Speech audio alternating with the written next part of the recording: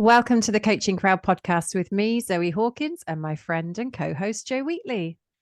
Hi, everyone. Good to be here today. Today, Zoe and I are going to be talking about or exploring the question, are you taking too much responsibility for your client? Quite a provocative question there, and one we're excited to talk about today. The reason that we are focusing an episode on this is it is something that often comes up in supervision sessions. We might ask our clients, in this case, the coaches, that very question. Are you taking too much responsibility for your client? And we think that this is something that we all do as coaches at times to normalize it. So we want to explore how might you be doing that in a coaching session? What might some of the signs be? So where would you like to start, Zoe?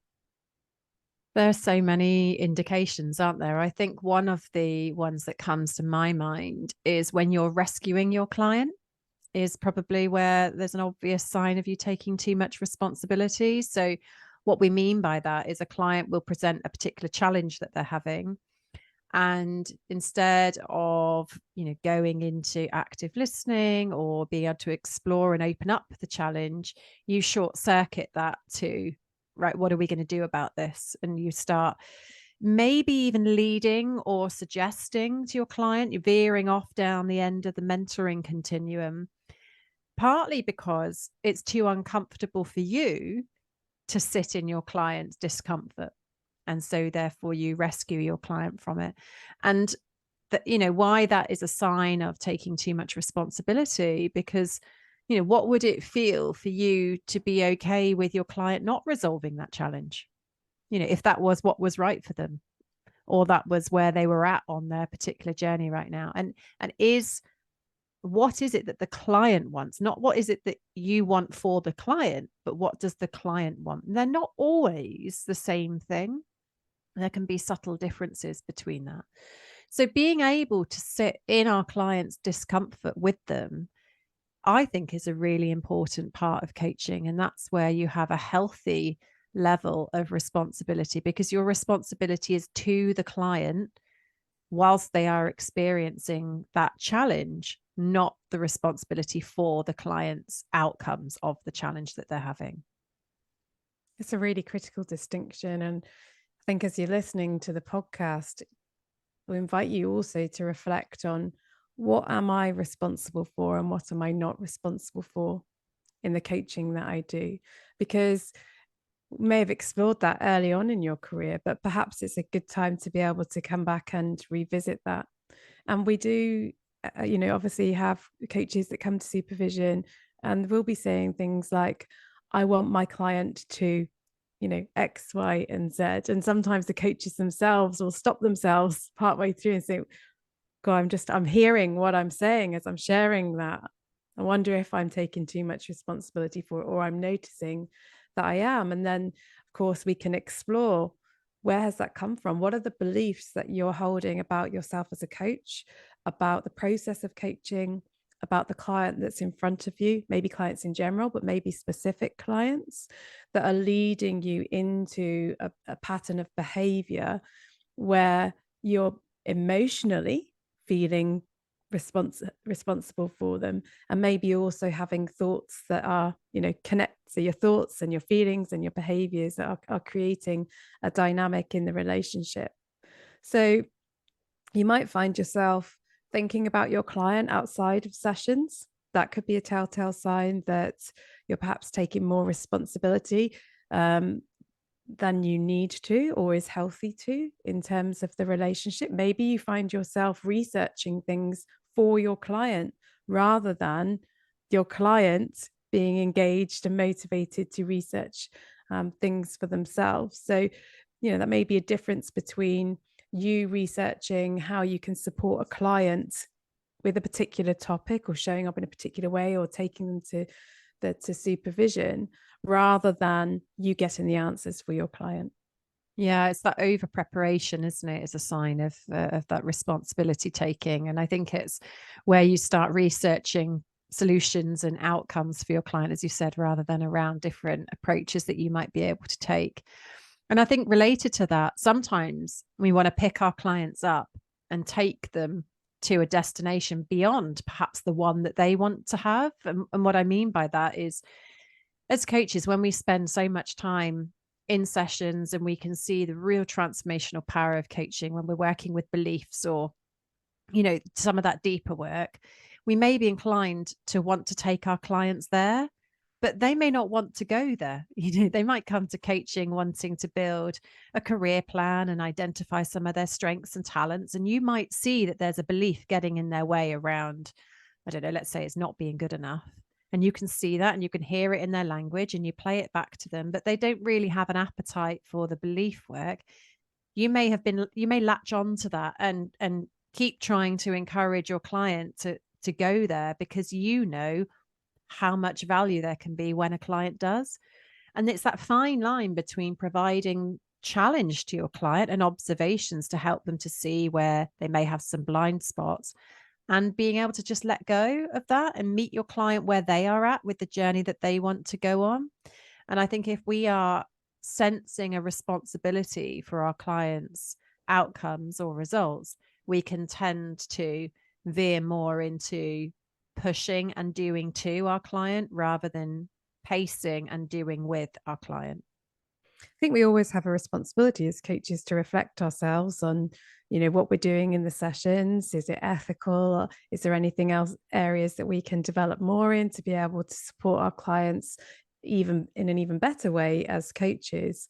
But there's that subtlety between, like, if a client is getting stuck in a session, and they can't answer the question, are you as the coach then thinking, I didn't ask a very good question there? Are you panicking? Are you working really hard to try and think of an amazing question because you feel a pressure for the client to add value? And that could be because the client is paying for the coaching themselves and they've expressed to you that that is financially challenging for them. And so you're having the real sense of, I need to ensure that they get huge amount of value from this. Or is it a situation where you're working as a coach, it's been commissioned by an organization for an individual or a number of individuals, and you're worried that the clients aren't making, or some of the clients aren't making, the progress that either they want to make or that you feel that the organization is expecting the clients to make, or they might not be demonstrating it. And just notice even things like your breathing or your feelings, and they're little telltale signs that things are happening for you. So it's being able to kind of notice those things for yourself. And that always obviously goes back to the contract and how you start the relationship with the individual or the organization, and being clear around what you're responsible for and what they are responsible for, and that we cannot ever guarantee the outcome of a coaching relationship or a coaching session, but that we will do the things that we do, like prepare for the sessions and bring our coaching toolkit, and the individual is responsible for coming to the sessions and bringing topics and content to the sessions, and reflecting on the questions and co-creating it with the coach. And if they're committing to actions, then they're taking responsibility either for completing those actions or not completing the actions, and exploring what was behind that and how is that relevant towards, in terms of them achieving their larger goal. So if they don't take the action, are you then feeling responsible as the coach and thinking, how come they didn't do it? What have I done wrong? So if you're judging yourself, wondering if you're good enough, it's not to say that you are taking too much responsibility, because maybe there is some more development for you to do with your coaching skills, but it might be that you are taking too much responsibility. I think that's the piece I was going to shine the light on. Is it your clients and their journey and their progress or lack of can trigger in you that, am I good enough? Am I actually doing a great job? And as you've said there, Jo, like, maybe and maybe not. You have to be able to look at that with a reflective practitioner lens rather than an internal critic lens. There are learning opportunities for all of us when we work with clients, particularly those that may not be getting the results that they're desiring to get, to look at our own coaching and look at, well, where does the responsibility lie for me? Because I don't think we can sit here as coaches and be like, oh, it's not my responsibility at all. There is a responsibility in coaches. We do play a part in our clients' results, and it needs to be the healthy part in our clients' results. We cannot get the client results for them. We cannot lead and suggest them to outcomes that are actually probably more suited to us than themselves. We need to do that through our skills as facilitators, as active listeners, as observers, as challengers, and holding the mirror up. Those are all the ways that we can serve our clients and the things that we can be responsible for. So if we hear and fear ourselves, wondering if we're good enough, how do we get ourselves back into back into reflective practice, to be able to genuinely explore, how can I be of better service here? Where are my levers that I can pull in order to support my client in achieving their results, rather than spending the time maybe beating ourselves up a little bit and feeling a bit bruised around what we think we should or shouldn't be doing as a coach. I think there's a really important systemic lens on the work that we do as well as coaches, and what do we have a responsibility for there. So I'm reading a book at the moment by Peter Hawkins, and I think it's Eve Turner, on systemic coaching. And he gives the example, which I've heard before, which is when the banks were collapsing, and he asked the question around, where were all the coaches when the banks were collapsing? Because a lot of individuals in that industry would have been having coaching, and somebody responded and said, getting their invoices in. And obviously, when we think about the climate and the environment, the health of this world that sustains us, do we have a responsibility as coaches to bring that lens into the coaching relationship? Do we have a responsibility to do that? Well, if the client has mentioned that that's important to them in the pre-coaching questionnaire, or they're in the conversations they're having, what about if they don't bring that in? Do we still have a responsibility to be asking those questions as a global citizen? Is that ethical for us as coaches? And I think, questions like that are important questions for us as coaches to ask ourselves, to explore ourselves in our own reflections, in our supervision sessions, maybe in peer conversations. And that's the role of reflective practice and supervision, isn't it? That is a space that we can go to be able to chew over those questions, because there's no right or wrong, is there? That's the thing. Those are conclusions that we need to reach to ourselves. And we've touched on this earlier in the conversation, but it was because you mentioned banks and getting invoices in that it's popped into my head, which is this piece around fees. And the fees that you charge can really influence the responsibility that you feel for your clients.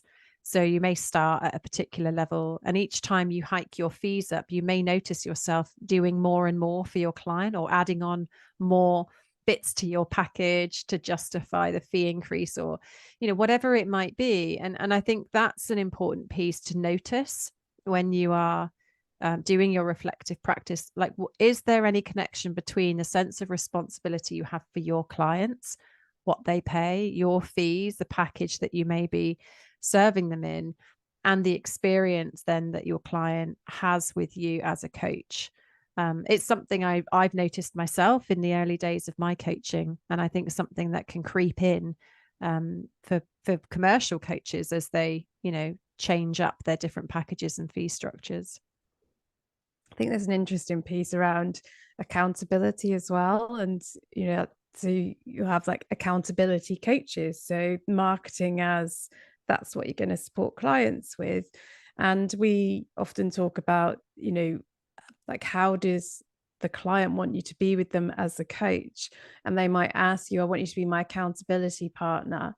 And do you meet your client where your client's at the beginning? So at the beginning, do you take a responsibility for that? But actually, the longer term aim contracted with the client is that they will develop that that self accountability piece, over time. So I think another interesting question to consider is, does our responsibility to a client vary over time? That might be a useful thing, to ponder on. And how does responsibility relate to meeting our clients where our clients are at? Mm. And I guess that's where we're starting to lean into, like, there may be elements of the responsibility that you're taking are helpful, and there may be elements of the responsibility that you're taking as unhelpful.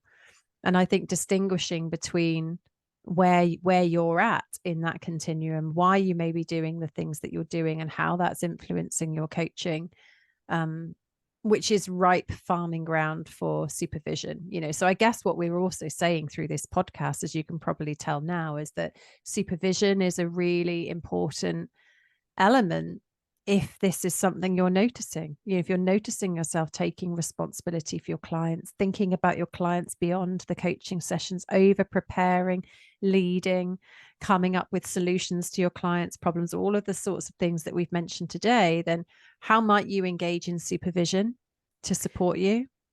Yeah. And, if we deconstruct the word responsibility, you've got response and able or ability. So it's the ability to choose a response. And I think that's important to be able to sort of discuss with the clients, because coaching ultimately is about the client being able to identify different options and choices, and being able to make choices. And if we as coaches take more responsibility than is healthy for us to do, so to take responsibility in areas that are not our area, our role to take responsibility in, then potentially what we're doing there is colluding with the client's belief system, which is that they are not able to do that themselves, and can inadvertently create a parent-child type dynamic in the relationship, where obviously coaching is an adult to adult relationship. Well, that's the aim. It's also about our self-care, isn't it? Because you burn out as a coach, or there's a risk of burning out as a coach if you're taking responsibility for your clients. Most coaches have enough going on in their own lives. They don't need to take their clients home with them as well. And I think that where you have good boundaries and you're able to not leave your client in the session, like, all coaches care about their clients, but it's caring about them in a way which is sustainable and a way that is professional. And so your self-care as a coach is about the boundaries that you hold, and those boundaries of responsibility, which ultimately goes full circle back to you co-create what those look like with your client in the contracting, so that you can both lean into that coaching relationship with clarity around how you each need to be, and who is taking responsibility for what. Yeah, and maybe, like, I was just had an image of a pie in my mind, to think if that was a responsibility pie, it had different topics, and you take some areas as a coach, the client takes others. Who do the other pieces belong to? Because maybe there are things that the client is wrestling with or carrying in their life in terms of responsibility that isn't really theirs to be responsible for. And that might be something that comes out of it. So even exploring just the very topic or word of responsibility with your clients may lead to new insights and new options for them in terms of their own behavior. It's a great way to role model, isn't it? So if you can role model the responsibility that you take in the coaching relationship, it almost gives permission for the client to be able to put down some of the things that they don't need to be responsible for, as well, as you've kind of highlighted there. And how liberating is that? So we hope you've enjoyed the discussion today, and I hope it's been a good stimulus for you thinking about your own coaching practice and your relationship to responsibility. If you are interested in joining us on any of our courses, whether they are kind of entry point coaching qualifications or CPD for coaches, come and check our website out at igcompany.co.uk.